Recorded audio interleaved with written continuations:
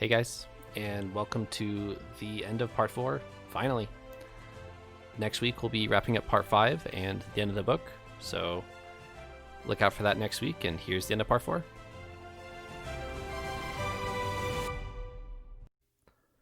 Wrapping up chapter 68, Dalinar and Kaladin are talking back and forth, and Dalinar has a couple revelations about Kaladin as he's approaching. He's like, oh, there's a surgeon amongst bridgemen, and then kind of stops to think, like, why isn't that a normal thing? Like, why aren't we trying to save bridgemen actively? And as he approaches Kaladin, he realizes that the discipline that he's seen in Bridge 4 in the brief half an hour that he's seen them so far has nothing to do with Sadeas. It has everything to do with Kaladin.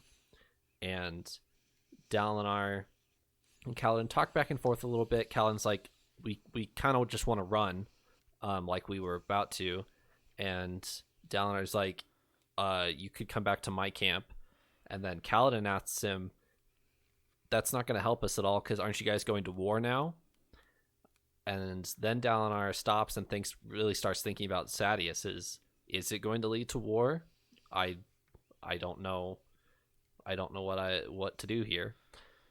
But he's determined that it won't, because he knows he'll lose it, because he just lost 5,000 some men on the slopes of the tower.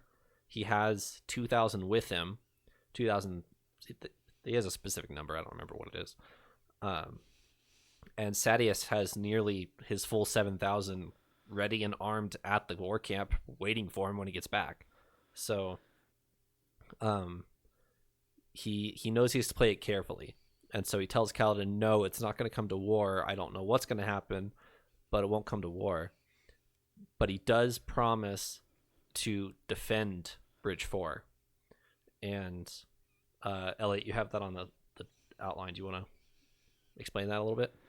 Well, this is a huge moment in importance. Dalinar makes an oath to protect the Bridgemen. I vow that you will be safe. I promise it with every shred of honor that I have. And Kaladin's first thought on this is, of course, yeah, whatever. Your word doesn't mean anything to me. You're a light eyes. I don't trust any of you. Why would I trust you? My gut tells me no. If I go back with you, we're all going to die. But Kaladin does accept the promise, and he puts the lives of his entire bridge crew on Dalinar's promise. If Dalinar doesn't protect him, Sadeas is going to execute every single one of them. I guarantee it. And Kaladin knows that. All the bridgemen know that.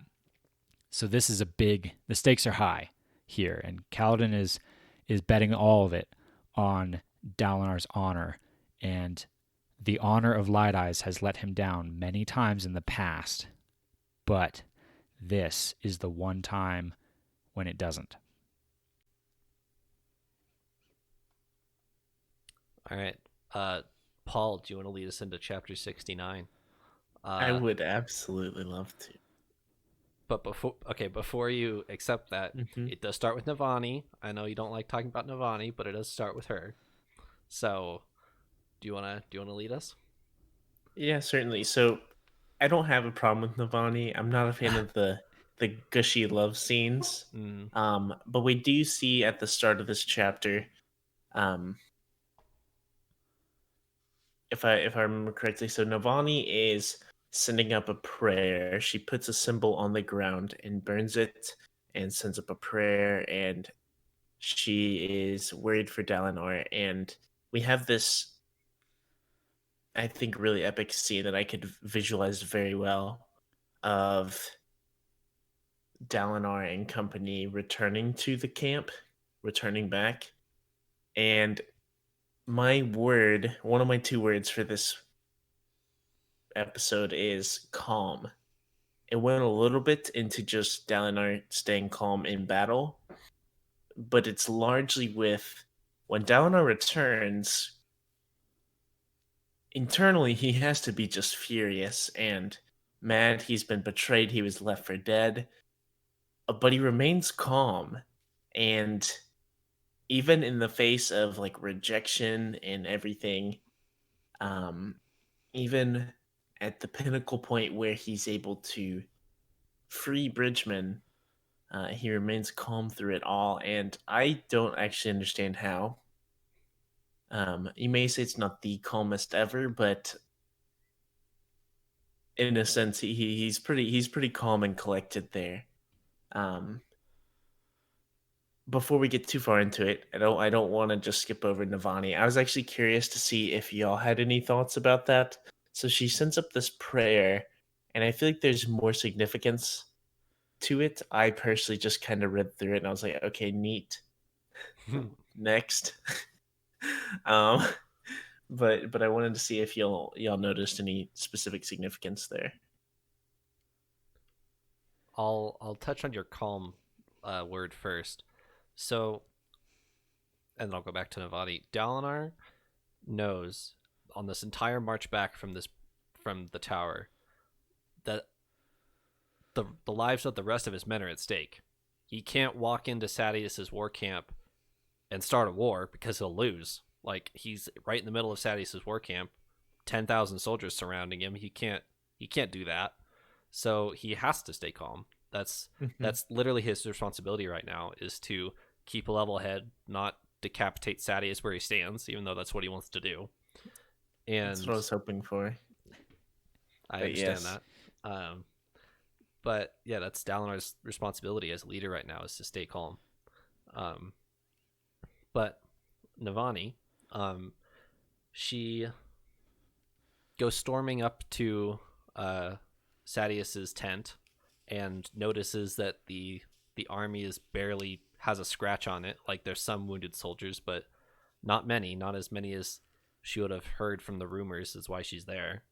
And Sadeas tells her straight to her face that he saw Dalinar die, and that's why he came back, is because there was no point in fighting anymore. He saw Dalinar get surrounded and killed. And that's when Navani breaks down in tears and writes her justice prayer. And Renarin actually is there too, at Sadeas' war camp. So when Dalinar and Adolin and Kaladin all ride up, or walk up, I suppose they're walking, towards Sadeas' camp, Navani and Renarin come out of Sadeas' camp, and Adolin's like, wait, what's happening? Why are they here? But then they have a nice family reunion of, oh, we thought you were dead, that's why we were in Sadeas' camp, to hear what happened. But Eliot, I'll ask you this.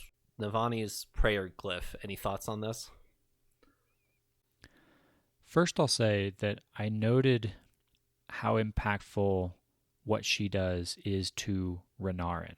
And I think we've gotten references before to the females, the women, being a little more responsible for the prayer side of things. Kaladin talks about how his mother would weave prayers, and they'd burn the prayers or offer them up. And Dalinar doesn't have anyone to offer a prayer for him. He doesn't have a wife. He as far as we know, doesn't even have a daughter or anyone like that. And so the fact that Navani paints out this huge glyph on the ground, it talks about at some point it's 10 paces long or something like that. I'm envisioning that to be this massive thing. She uses all her ink that she's got to spell this out on the ground and burn it. That is really impactful for Renarin, because Renarin is feeling broken for potentially having just lost his father, but also not having anyone to be able to offer a prayer for his soul. And so for Navani to immediately, once she learns that he's possibly dead, to turn and do this, that means a lot for him, which I thought was really, really cool. But the glyph itself is super symbolic. The glyph that she spells out is justice. And I'm kind of curious why she thinks to use justice at first, because that doesn't seem like it makes a whole lot of sense from her perspective. But later on, when Dalinar does arrive and confronts Sadeas, and the image of the two of them having this showdown while standing on the huge burnt glyph of justice is just so symbolic but it's very cool. I feel like there's a lot more even there that I'm not picking up on, but lots of themes and symbolism here in her act. Definitely. And I also think that justice is a very fitting. We kind of have this like poetic justice for Sadeas here. He's been pulling all these strings and he's thought this all out and how he's gonna just ride this scapegoat of we couldn't get out. I saw Dalinar die and it was in everyone's best interest to just get out of there. And now Dalinar is starting to arrive back at the camp, and so these things and what Sadeas has really set up for himself is starting to crumble all around him. Um, in all honesty, this chapter was what made me the most frustrated with Sadeas, or what really showed his true evil character. Um, with that, it's just, I mean, I couldn't help but like, kind of smirk with contempt for Sadeas, like through all of this. Well, he overplays his hand a little bit actually. If you go and read it, he tries to play innocent, but the story he tells is a little too detailed. He tells Navani that he saw Dalinar be overrun with Parshendi and they carried off the bloody chunks of his armor. That puts him in a little bit of a hole because as soon as Dalinar comes walking across the plains, the Shattered Plains, Navani and anyone else who just heard him instantly knows that he lied. If he had played that off a little more subtly and said, "Oh, we saw that they were surrounded, we couldn't do anything, so we left, he's probably dead," he could have, in that case, played this off a little and maybe gotten away with this a little more of saying, when Dalinar arrives, like rush out and saying, "Oh, you made it, I'm so happy to see you." And he could have just, said, "Oh, Dalinar, you're delirious, I didn't abandon you, we tried everything we could." But he actually, I think, overplays his hand a little bit and gives himself no way out by telling a little too detailed of a story. And He does. it's not the first time he's done it in this whole episode. At the beginning, when he insists that Dalinar brings his entire army, if he hadn't done that and Dalinar had only brought 4,000, 5,000 men, it wouldn't have mattered that Kaladin was there for him. He would have died just by sheer numbers, because Dalinar only survives with 2,000 or so men out of 8,000. He just would have been outnumbered and killed. But because Sadeas is so hungry for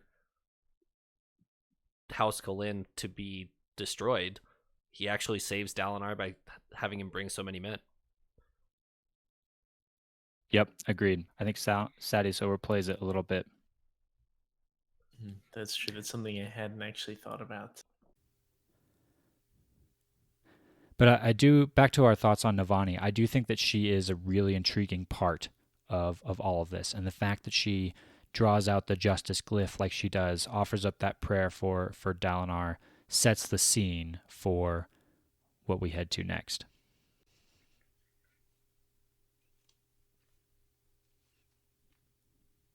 And what we head to next, if there's nothing else, it was my personal favorite moment of the whole chapter.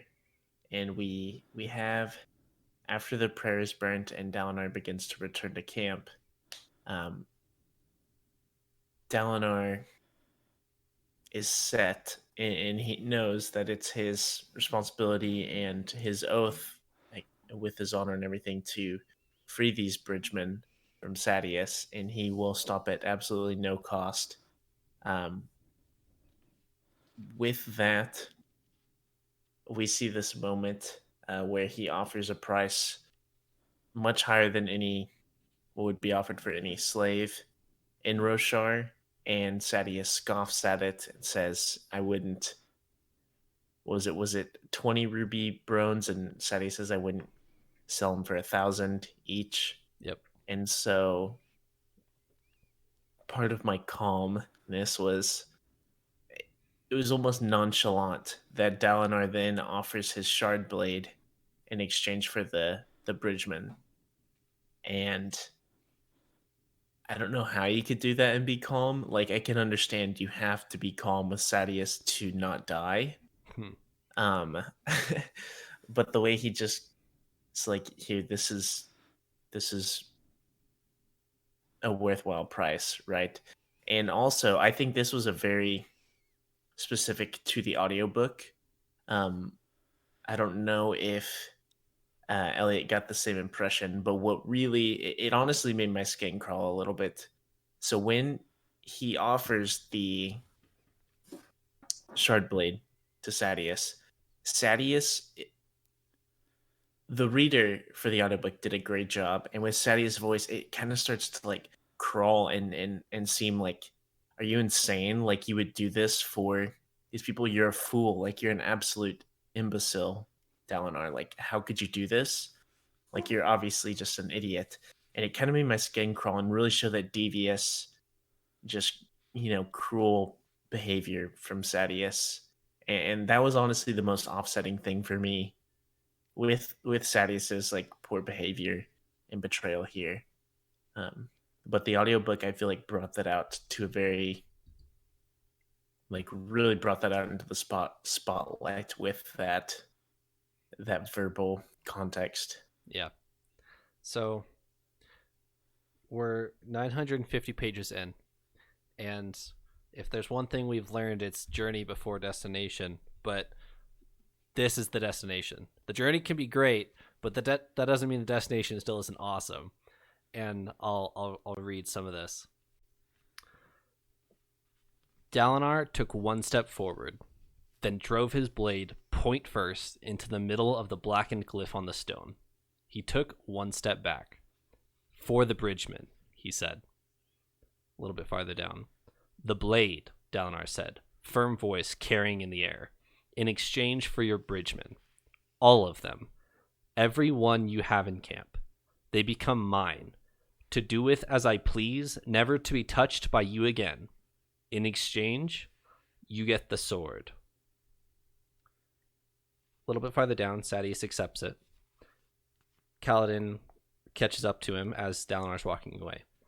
The High Prince laid a hand on Kaladin's shoulder, the gauntlet gleaming blue, mismatched with the rest of his slate gray armor. I don't know what has been done to you. I can only guess that what your life has been like. But know this. You will not be Bridgemen in my camp, nor will you be slaves. But what is a man's life worth? Dalinar asked softly. The slave masters say one is worth about 2 emerald broams, Kaladin said, frowning. And what do you say? A life is priceless, he said immediately, quoting his father. Dalinar smiled, wrinkle lines extending from the corner of his eyes. Coincidentally, that is the exact value of a Shardblade. So today, you and your men sacrificed to buy me 2,600 priceless lives, and all I had to repay you with was a single priceless sword. I call that a bargain. You really think it was a good trade, don't you? Kaladin said, amazed. Dalinar smiled in a way that seemed strikingly paternal. For my honor? Unquestionably.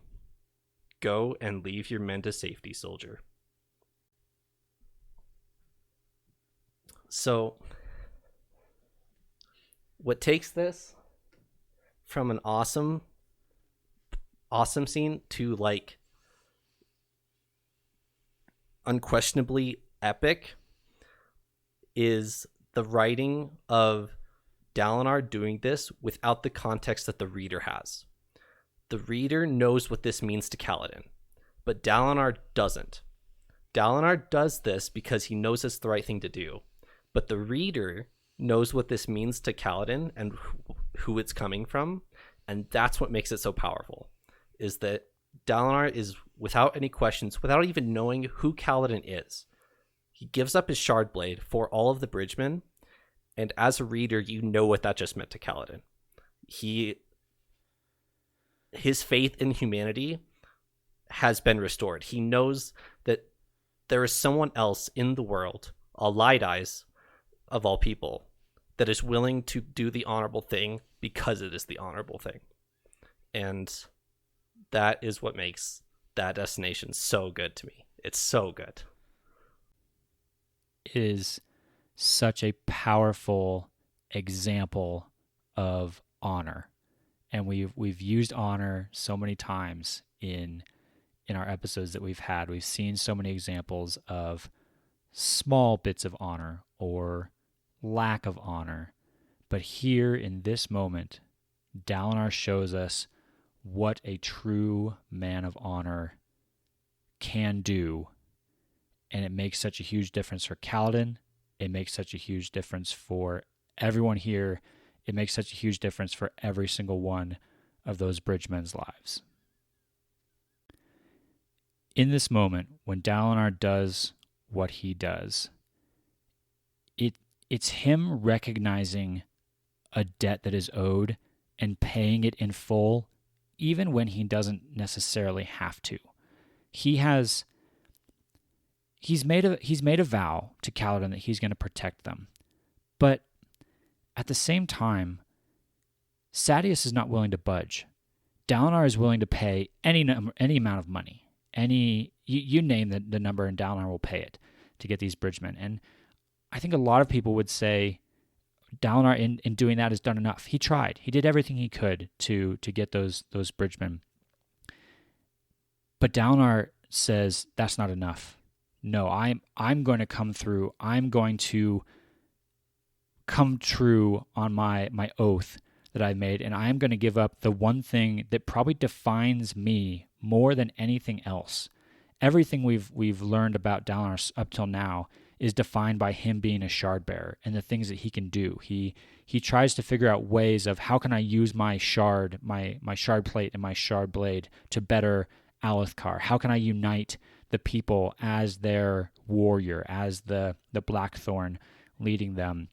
So for him to surrender this, for him to take the most powerful object he owns, the priceless, worth multiple kingdoms object, and to trade that for a few hundred men's lives, I think could easily be looked down upon by a lot of people, and even maybe rightfully so. You could say, think of how many more lives maybe Dalinar could go off and save with that Shardblade, maybe. But no, Dalinar in this moment says, this stops here. I owe a debt. My life was saved. The lives of my men were saved by these Bridgemen. I owe them that. There is nothing I cannot or should not give to pay back that debt. And without hesitation, he slams that Shardblade down in the rock and says, take it. This blade. The one thing I know you want more than anything in the entire world, Sadeas, I will give you this in exchange for those men's lives. And then the discussion with Cal at the end where he feels like, unquestionably that was the right thing to do. That was absolutely what I need to do. I even got a bargain for it. You saved my life. I saved yours. All I lost in the transaction was a priceless shard blade. I'll take that deal any day of the week. What an incredible display of honor. I loved it. I really, really loved it.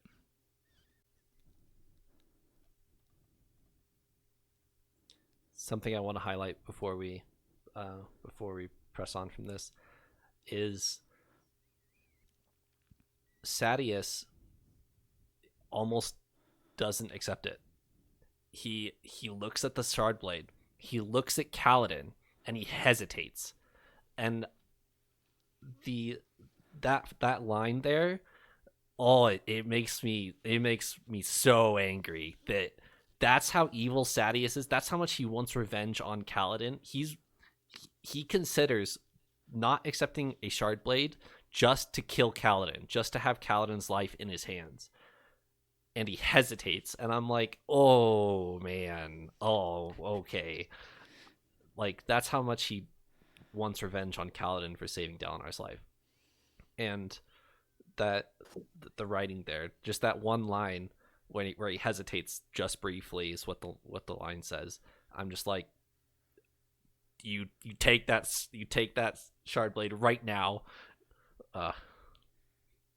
Exactly. In the audiobook, like I mentioned, it very much shows that tone of voice, and that like I don't remember the exact quote, but it's along the lines of, take your storming men, like he's just very frustrated and angry, and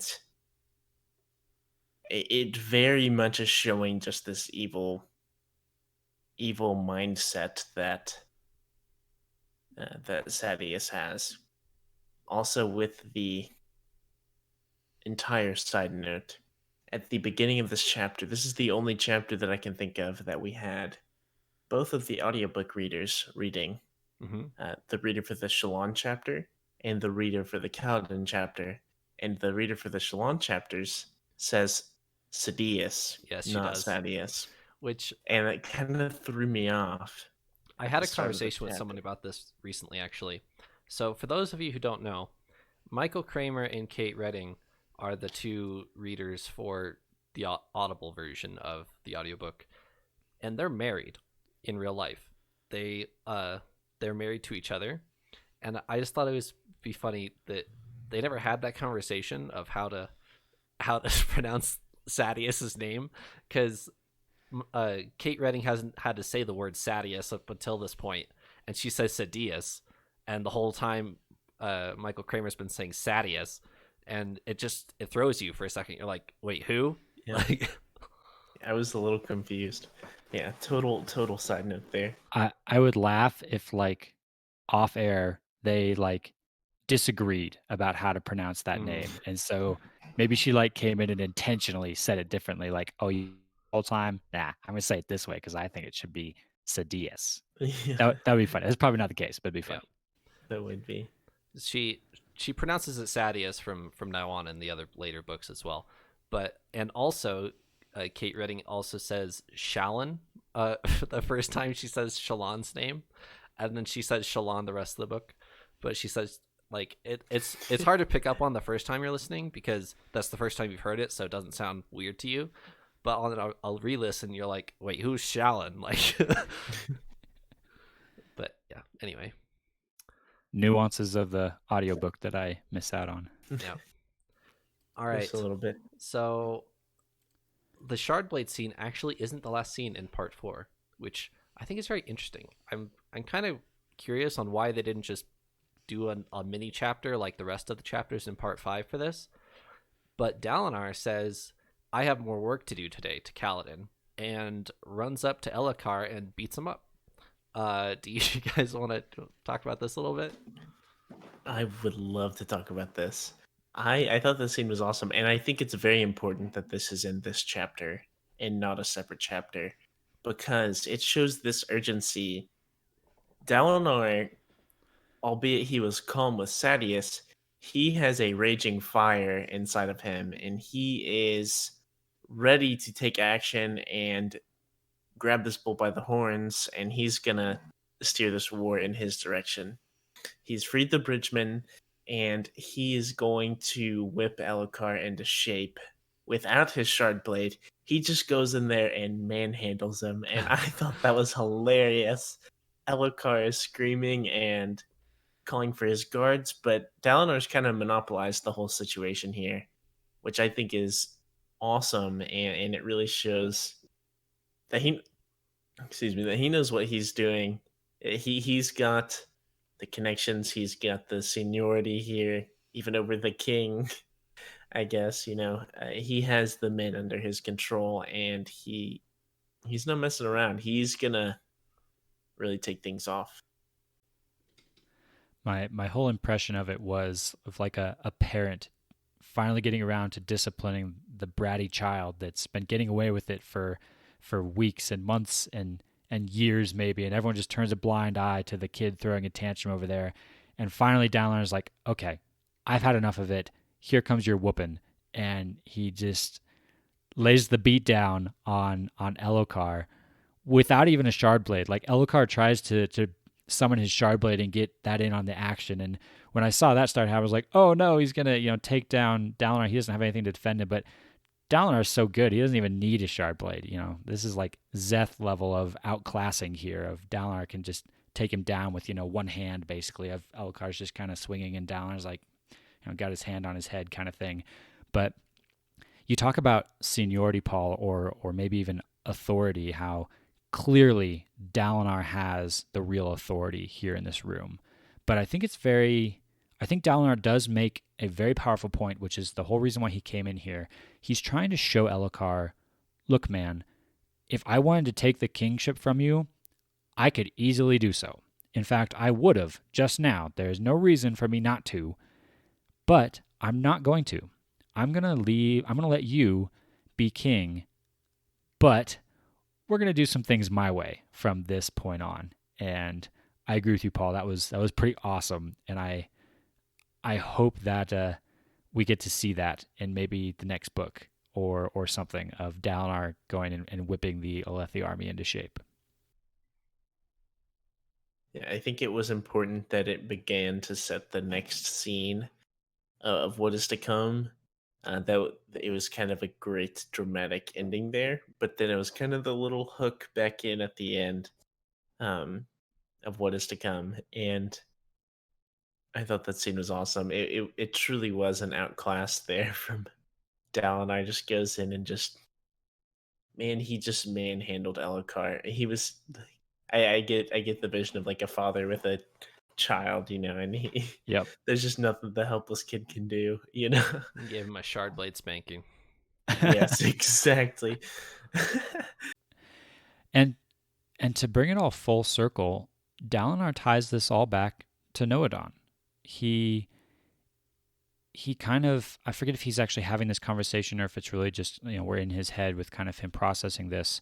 He thinks back to Nobon, and he thinks about kind of the way he's been approaching things, and he's made this decision of, I'm not going to go the peacemaker route, which Nobon is known for. Nobon is known for uniting the kingdoms, bringing everyone together, writing this book all about virtues and leadership and service.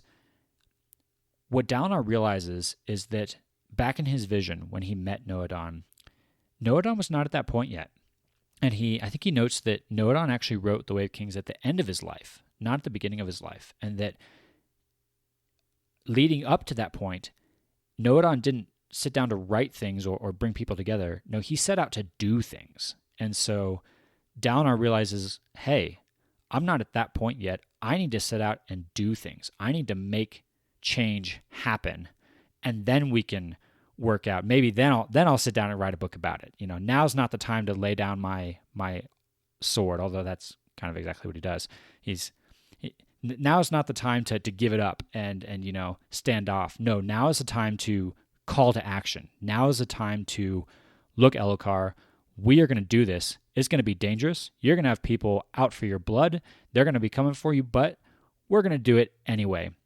And all of that is Dalinar following in the footsteps of Nobon, which is so cool. Any closing thoughts on 69 before we talk about part 4 as a whole?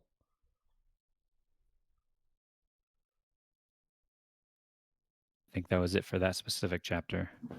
I do have my closing thought. So this is the first chapter that we get that direct dialogue, and these storylines have, I would say, officially collided with Kaladin and Dalinar. I always want to say Kaladar or Daladin, like some kind of grouping in that name. And so I'm extremely excited to see where that goes. But yes, I'm glad to see that these storylines have collided, and this was just like a great finale chapter there for that storyline.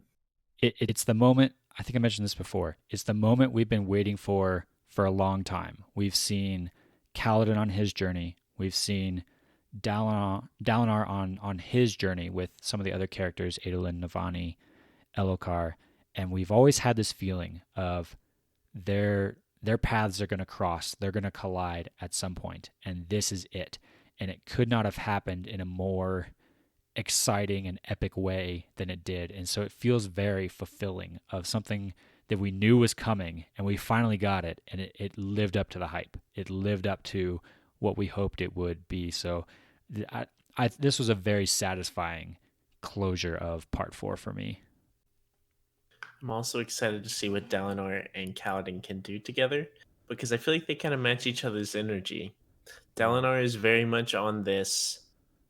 He's been on this tangent of almost servant leadership, right? Where I would not ask a man to do what I would not do Servant myself. leadership. Yes, with servant leadership, all one word. Yeah. And Kaladin really is living that out. He's done that with the bridge crews and just doing all that out. And so these forces kind of combining, I feel like they're just gonna take off and do some wild things and hopefully bring down Sadeas. Wrapping up part 4 as a whole, any thoughts here?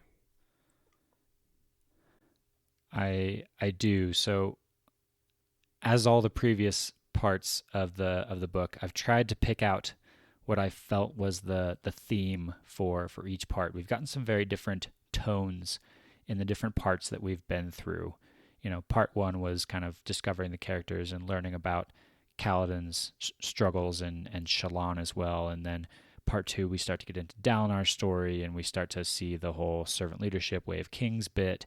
We get into part 3, which was back to Shallan. We get the whole massive betrayal and poisoning at the end of the Shallan story. Some pretty major reveals there. A lot of secrets.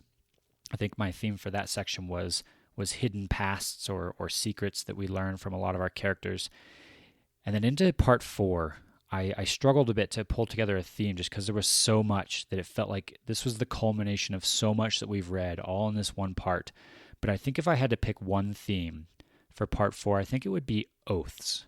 I think it would be oaths, both for Kaladin and for Dalinar here, just because in Kaladin's storyline, we get the massive reveal that Syl is an honor spren, or as she describes herself, a spirit of oaths. And I think that Kaladin is more tied to oaths or promises or vows than he thinks. I thought back to the Tien death scene, and Kaladin doesn't make like an explicit vow, but he does in that moment say, I will protect you, I will bring you back, talking to Tien. But I think in his storyline and leading all the way up into this, he's been living that out in everything that he does. He tries so hard to protect everyone around him. He's trying to fulfill that oath that he failed to live up to for Tien. He's trying to make amends for that. He's trying to fulfill his oath in everything that he does. And he finally, I don't know that he finally like achieves that per se, but he does manage to protect his Bridgemen in this part. We get to the part where he's no longer helpless. He now has the power to fulfill that oath and to protect those that are around him. And so I thought that was pretty pivotal for Kaladin. And then for Dalinar, a little more obviously, oaths play a huge part in Dalinar's storyline and his character, and we get this awesome culmination, this awesome climax that we just talked about in chapter 69, where Dalinar makes a pretty huge vow and he fulfills it at the price of surrendering his identity almost in his Shardblade, which you'll notice is named Oathbringer. The name of his sword is Oathbringer. Think about that for a little bit and how awesome that is. And so all of that to say, I think the theme for me of part 4 had to be oaths or vows. And I see the book that you're holding up there, Trevor, with the name Oathbringer. Is that not the name of the book you're holding there? That is the name of book 3, yes. It's not time to think about that yet. I've got too many things to think about. You got a solid 1,100 pages between now and then to think about that. Exactly. Cool thoughts, Elliot. I would also agree that oaths are for sure the theme of part 4. That Syl plays into that a lot. Right. All right, so part 5. There are, I believe, 5 chapters in part 5. They're all pretty short, and there's an epilogue. We will be covering all of that next week. all 6 of those chapters, if you will. And then the week after that, we will be talking about the Way of Kings as a whole. We will be hopefully having Tim and Andrew back on the podcast for that episode. We will be talking about the Way of Kings as a whole, favorite characters, favorite quotes, talking about screen adaptations. It'll be more of a lighthearted, open panel type of thing. And we'll go back and forth about the whole book in general. I'm really looking forward to that. But first we have part 5, and it's pretty short. So we'll have part 5 next week. Any closing statements, gentlemen, for part 4? I think Elliot did an excellent job summing up part 4. That was great. I fully agree with the oaths. Going into part 5, I'm super excited. I'm really hoping that we get some more insight about these oaths and that oath stone with Zeth. That's what I'm looking forward to most. But we'll see where that goes from here. I'm excited to close out this journey. What a journey it has been over the many hundreds of pages that we've read so far. It's been really quite impactful, and we're not done yet, so I don't want to quite steal our thunder for our retrospective episode, but I think Way of Kings has lived up to the hype, Trevor, that you sold it to at the beginning. This was quite the culmination of a lot of things in this episode here. I really, really enjoyed it, and I'm looking forward to going through maybe the closing act of this story. It's been awesome. All right, I thank you for saying that it's lived up to the hype, because my hype level was here. So knowing that it lived up to that for you warms my heart. Thank you for joining me for episode 20, guys. It's meant a lot to me. And we will continue next week. Thanks for joining me, guys. Paul and Eliot. Of course. Farewell.